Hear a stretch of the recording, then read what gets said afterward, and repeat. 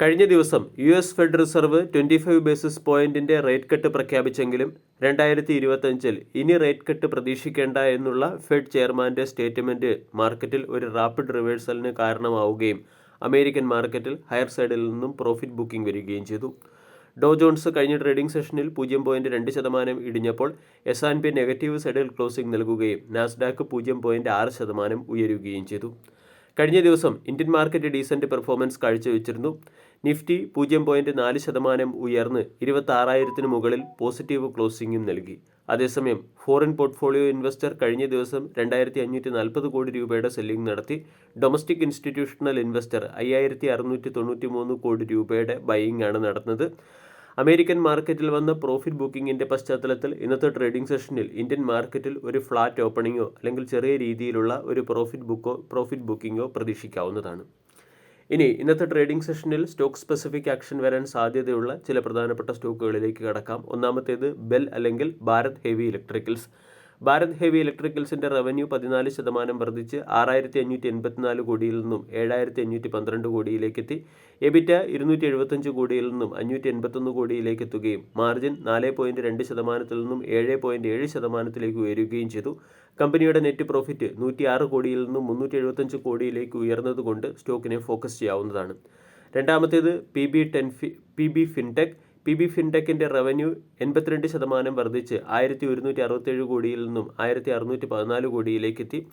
എബിറ്റ 7.8 കോടിയിൽ നിന്നും 9.8 കോടി രൂപയുടെ 7.8 കോടി രൂപയുടെ ലോസിൽ നിന്നും 97.8 കോടിയുടെ പ്രോഫിറ്റിലേക്ക് എത്തുകയും മാർജിൻ 6% എത്തുകയും ചെയ്തു.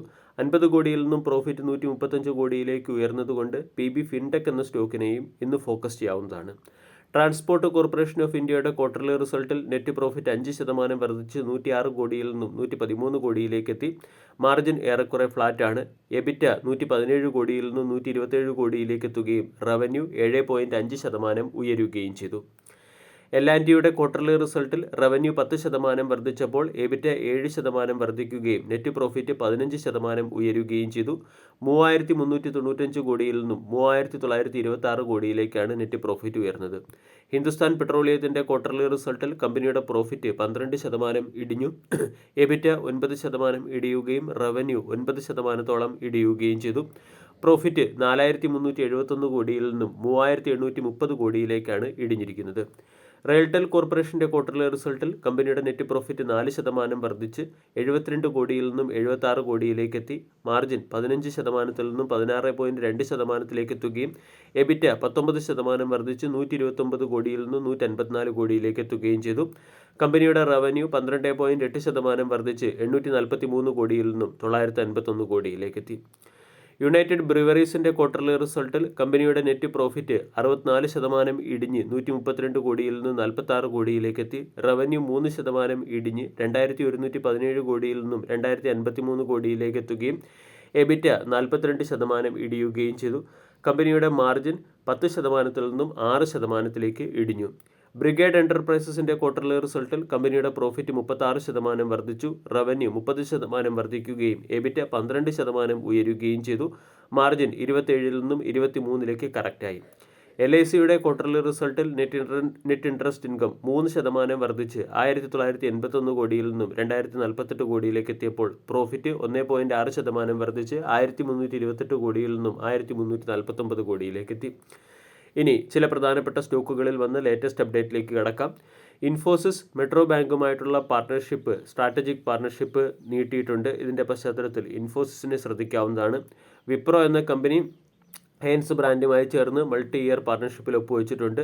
ടെക്സ്മാക്കോ റെയിൽ എന്ന കമ്പനിക്ക് മഹാരാഷ്ട്ര മെട്രോ റെയിൽ കോർപ്പറേഷനിൽ നിന്നും 44 കോടി രൂപയുടെ ഓർഡറും സെൻട്രൽ റെയിൽവേയിൽ നിന്നും 33 കോടി രൂപയുടെ ഓർഡറും ലഭിച്ചതുകൊണ്ട് ടെക്സ്മാക്കോ റെയിൽ ആൻഡ് എഞ്ചിനീയറിംഗ് എന്ന സ്റ്റോക്കിനെ ഫോക്കസ് ചെയ്യാം. SPML ഇൻഫ്ര എന്ന കമ്പനിക്ക് 505 കോടി രൂപയുടെ ക്രെഡിറ്റ് ഫെസിലിറ്റി ലഭിച്ചതുകൊണ്ട് സ്റ്റോക്ക് മാർക്കറ്റിൻ്റെ ശ്രദ്ധയാകർഷിക്കാൻ സാധ്യതയുണ്ട്. Container Corporation of India Jawaharlal Nehru port അതോറിറ്റിയുമായി ചേർന്ന് റെയിൽ ഹാൻഡ്ലിംഗ് ഓപ്പറേഷന് വേണ്ടി മെമ്മറാൻഡം ഓഫ് അണ്ടർസ്റ്റാൻഡിംഗിൽ ഒപ്പുവെച്ചിട്ടുണ്ട്. ശ്യാം മെറ്റാലിക്സിൻ്റെ സബ്സിഡറി കമ്പനി സ്റ്റാർ മെറ്റൽ വർക്ക്സിൻ്റെ 100%-ഓളം സ്റ്റേക്കുകൾ 1 ലക്ഷം രൂപയ്ക്ക് അക്വയർ ചെയ്തതുകൊണ്ട് സ്റ്റോക്കിനെ ഫോക്കസ് ചെയ്യാവുന്നതാണ്.